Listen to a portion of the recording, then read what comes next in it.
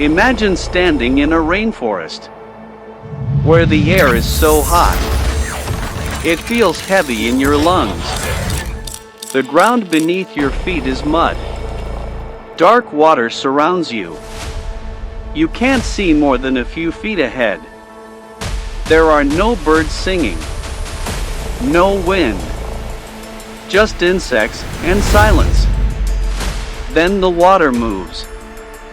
Not fast, not violently, just enough to tell you that something enormous is already there. And before humans ever existed, before civilization, before history, this place was ruled by the largest snake to ever live. A snake so big, it redefined what life itself could become. This is the story of Titanoboa in 2009, deep inside a coal mine in northern Colombia. Paleontologists were digging through ancient rock. They weren't looking for monsters. They were studying plants. This mine, called Saragen, was once a rainforest, buried suddenly under mud and ash. About 60 million years ago, it was a perfect fossil time capsule. Leaves, fish, turtles, crocodiles. Then someone pulled out a bone. A single vertebra. It was massive. Thicker than a human wrist. Heavier than anything they expected. The first assumption was obvious. It's a crocodile. Because at the time, giant crocodilians were the top predators of tropical swamps. But something felt wrong. The shape didn't match. The curves were off. The proportions made no sense. As more bones were uncovered, the uncomfortable truth became impossible to ignore. These weren't crocodile bones. They were snake vertebrae. And they were bigger than any snake bones ever found in the fossil record. Realizing the impossible, scientists did what scientists always do. When reality starts to break, they checked the measurements again, and again, and again. Because if the numbers were correct, the animal they belonged to was over 42 feet long, possibly over 50 feet, weighing more than 2,000 pounds. For comparison, the largest snake alive today, the green anaconda, reaches about 28 feet and weighs around 500 pounds. Titanoboa was nearly twice as long and 4 to 5 times heavier. This wasn't just a large snake. This was the largest land predator on Earth. After the extinction of the dinosaurs, a predator so extreme, it forced scientists to ask a terrifying question. What kind of world could create something like this? How do we know its size? Here's the strange part.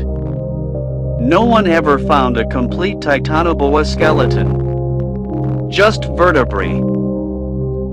So how do we know how big it was?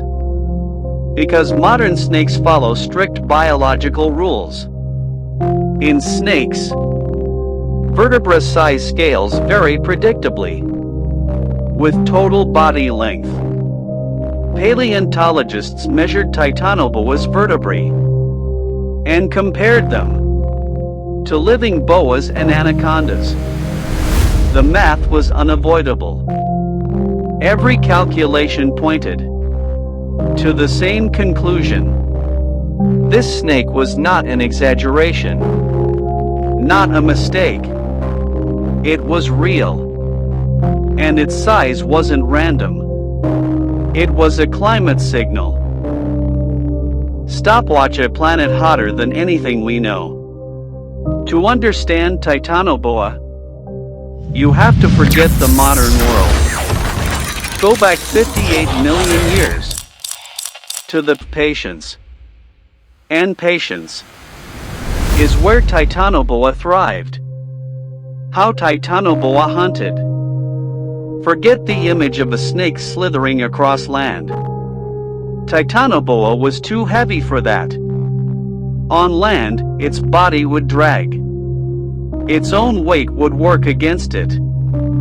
But in water, water changed everything. Buoyancy supported its mass. Heat kept its muscles ready. Titanoboa hunted like a crocodile, almost completely submerged, motionless for hours or days. When prey came close enough, it struck. Biomechanical models suggest Titanoboa could exert over 400 psi of constriction force, enough to crush bones instantly. Giant turtles, crocodiles, large fish, anything that entered its range did not escape. Titanoboa didn't need speed. It needed time.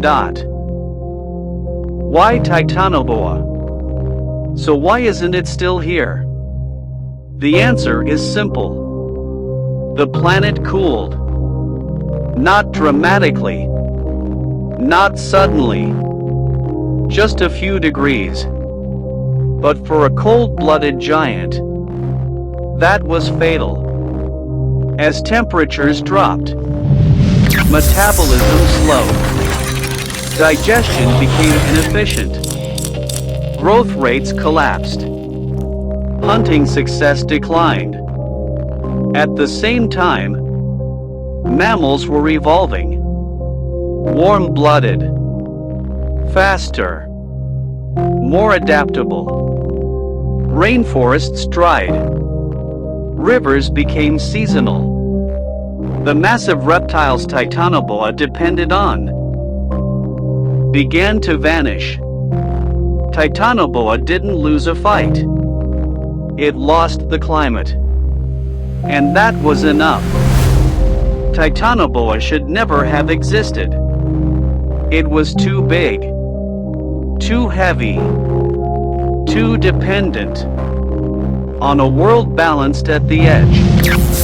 But for a brief moment in Earth's history, everything aligned. And the largest snake to ever live ruled the swamps of ancient Colombia. Then the planet changed. And Titanoboa disappeared forever. Not because it failed, but because the world moved on. Climate doesn't just shape ecosystems. It decides what life is even allowed to become.